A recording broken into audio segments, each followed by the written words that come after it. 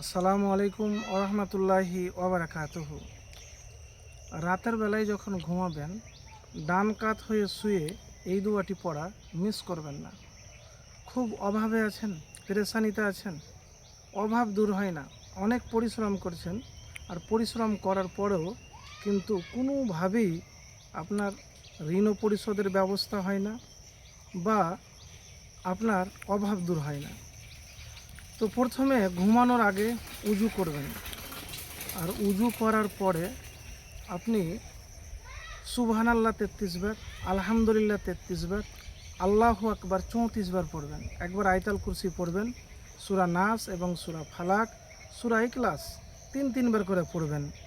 তারপরে বালিশে ডান কাত হয়ে শুয়ে এই দোয়াটি একবার পড়বেন।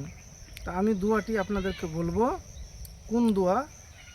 আবু হুরায়রা রাদিয়াল্লাহু তাআলা আনহু হতে বর্ণিত, তিনি বলেন রাসূলুল্লাহ সাল্লাল্লাহু আলাইহি সাল্লাম আমাদেরকে বিছানায় শয়ন করার পরে ডান কাতে শুয়ে এই মোনাজাতটি পাঠ করতে শিক্ষা দিতেন। মুসলিম শরীফ 2713, তিরমিজি শরীফ 3181 নম্বর হাদিস। তো দুয়াটি হলো আল্লাহুম্মা আনতাল আউয়ালু ফালাইসা ক্বাবলাকা শাইউন ওয়া আনতাল আখিরু ফালাইসা বা'দাকা শাইউন ওয়া আনতাল জাহিরু ফালাইসা ফাওকাকা শাইউন ওয়া আনতাল বাতিনু ফালাইসা দুনাকা শাইউন ইগজি আন্নাদ দাইনা ওয়া আগনিনা মিনাল ফাকরি।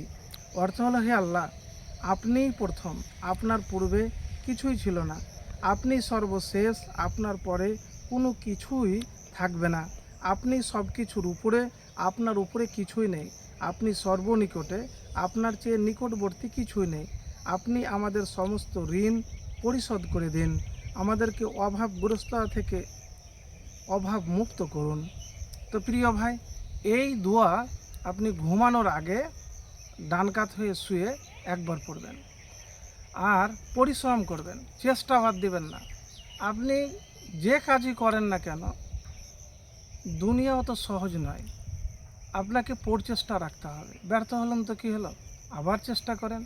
আপনি ঋণে জর্জরিত বা আপনার ঋণ পরিশোধের কোনো ক্ষমতা নাই, তো এই দোয়া এবং হাত উঠিয়ে দোয়া আপনি করবেন, হাত উঠিয়ে দোয়া করবেন।